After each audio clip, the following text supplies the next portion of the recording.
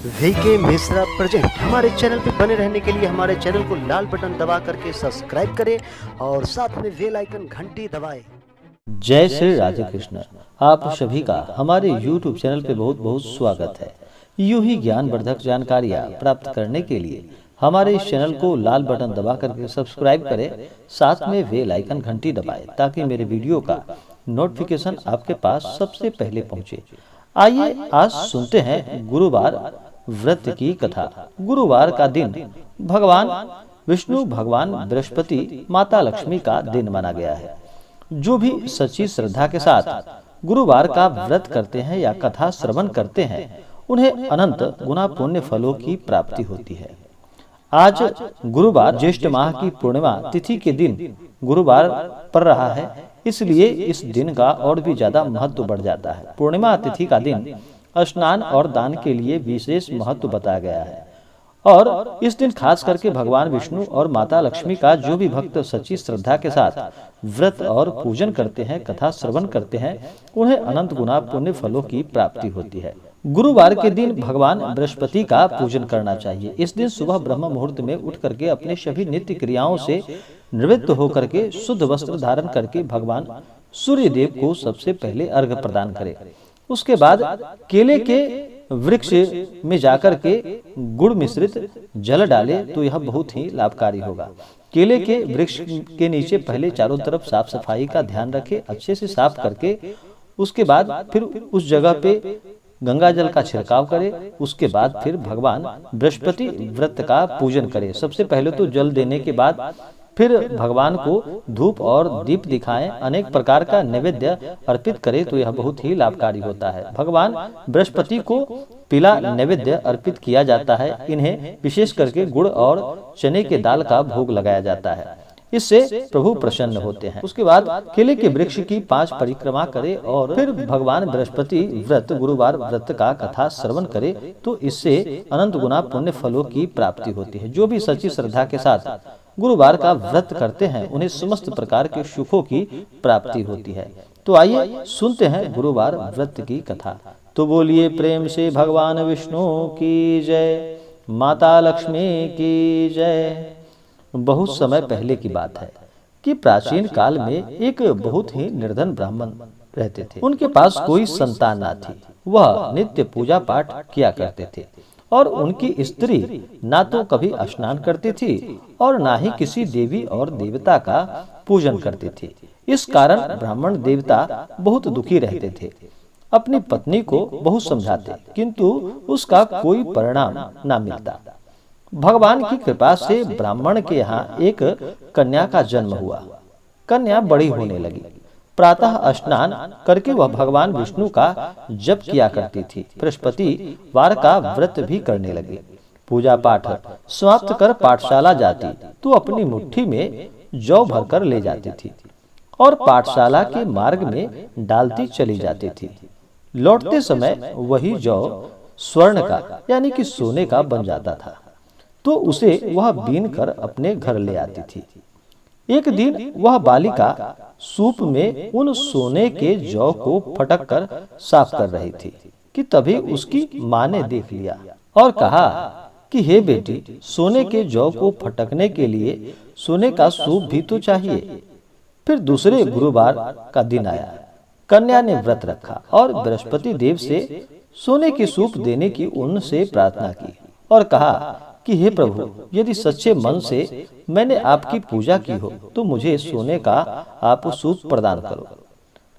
तो बृहस्पति देव ने उसकी प्रार्थना स्वीकार कर ली और रोजाना की तरह वह कन्या जौ फैलाती हुई पाठशाला चली गई। पाठशाला से लौटकर जब वह जौ बीन रही थी तो बृहस्पति देव की कृपा से उसे एक सोने का सूप प्राप्त हुआ।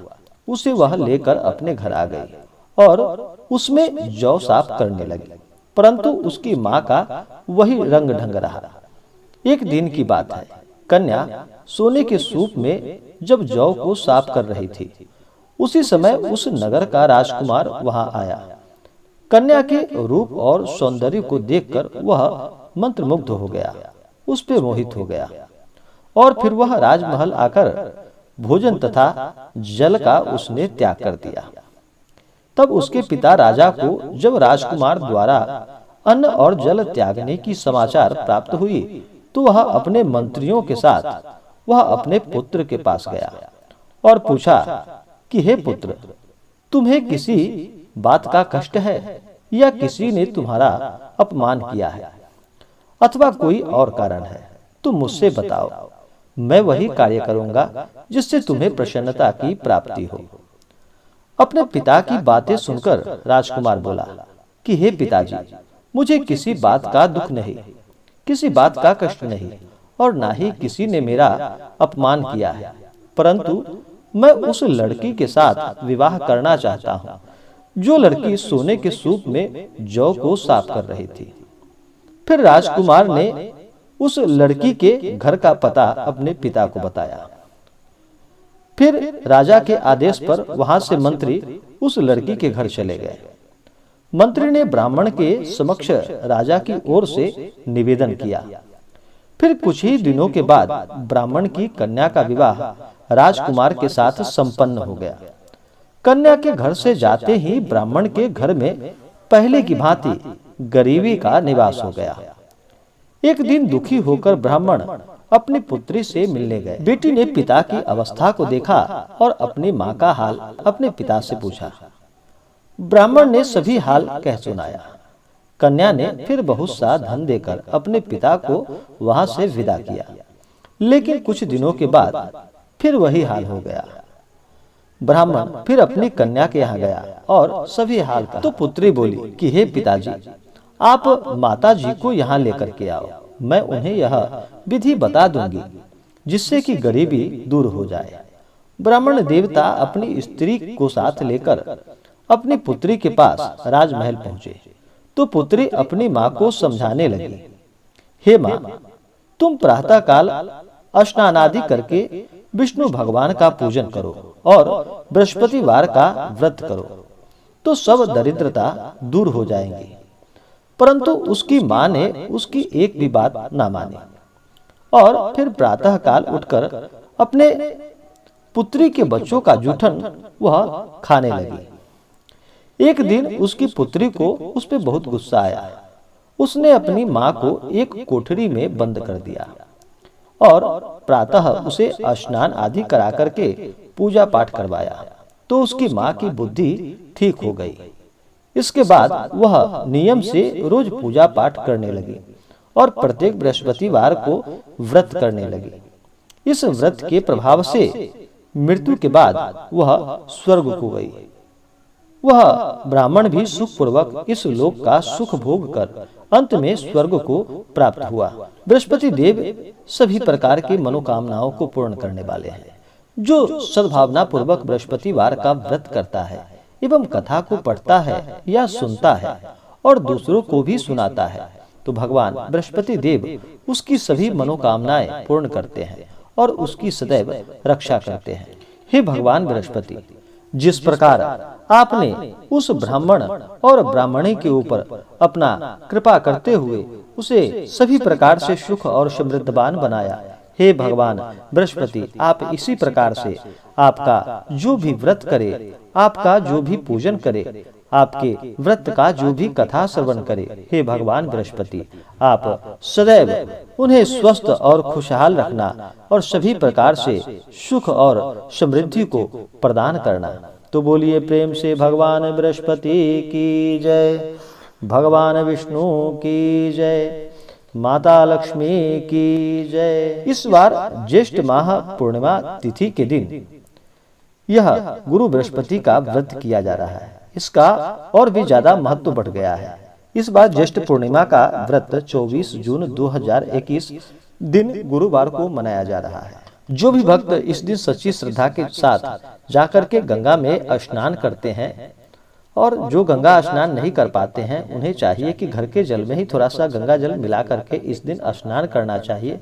शुद्ध वस्त्र धारण करते हुए मन में भगवान से प्रार्थना करे और जो भी व्रत करे उसका संकल्प करे कि हे भगवान विष्णु, हे माता लक्ष्मी या हे भगवान बृहस्पति, आज मैं आपका व्रत करने जा रहा हूँ या करने जा रही हूँ। इस प्रकार से प्रभु से प्रार्थना करे। आपके मन में जो भी इच्छा हो, जो भी कामना हो, वह प्रभु से कहे।